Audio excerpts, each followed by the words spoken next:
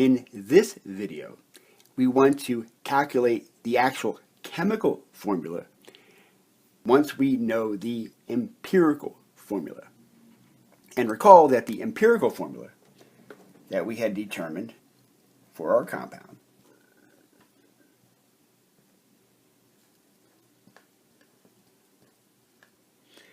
was equal to NO2.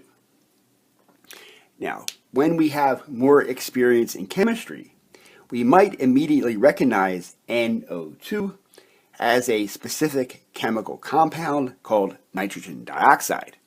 But we need to be careful that we do not automatically assume, once we have an empirical formula that we might recognize, that that truly is the chemical formula.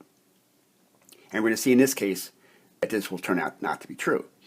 One additional piece of information that is required to determine the chemical formula from the empirical formula is we need to know the molar mass. And it turns out in this particular case that we are told that the molar mass of our target compound is going to be 92.01 grams per mole. That's it. If you do not have the molar mass, there is no way of deriving a chemical formula from the empirical formula. Now, a convenient way to solve this type of problem is to note the following, is that you can form an equation that looks just like algebra. We know we have the molar mass of 92.01 grams per mole. And we can assume that starting with our empirical formula of NO2, we know that from the Dalton's atomic theory, we have to have an integral number of these empirical formula units inside the chemical formula. In other words, we have to have a whole number of these things. There has to be 1 or 2 or 3 or 4 or 5 sets of these NO2s in the final chemical formula. So therefore, I like to multiply the NO2 unit by the number n. And just for people who like math, n is a member of the set of positive integers. It's a fancy looking z, and that's the way we would write the set of integers.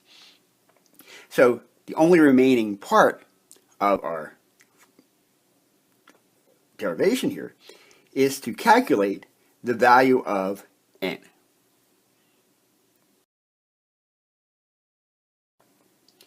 To calculate n in this case, what we first need to do is to calculate the sort of empirical weight of the NO2 unit. So we would add up the atomic mass of 1 atom of nitrogen and the atomic mass for 2 atoms of oxygen. And if we do that, so I'll just put the sort of like a molar mass of NO2, we would get a value of 46.0055 grams per mole. And simply we get the values from the periodic table. We take the value for N once, we take the value for oxygen twice, we add them together, we get 46.0055. So now we can substitute this particular value into our master equation here. So we put this particular value and substitute it here. If we do that, we get that n times, and I'll put this in red just to remind us where we had gotten it, times 46.0055 grams per mole is equal to 92.01 grams per mole.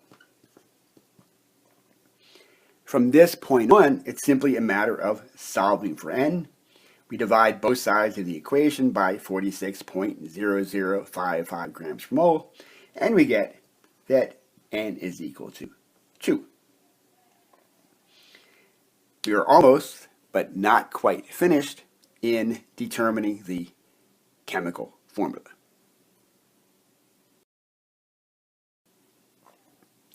Once we've determined that the value of n equals 2, here is how we use that piece of information to derive the chemical formula. Recall that in our equation we had written this expression n times NO2, and then that was equal to the molar mass of our chemical compound. So we can simply substitute the value for n in here, and we get 2 times the quantity NO2. So that means that we just double the values for all the coefficients inside the equation.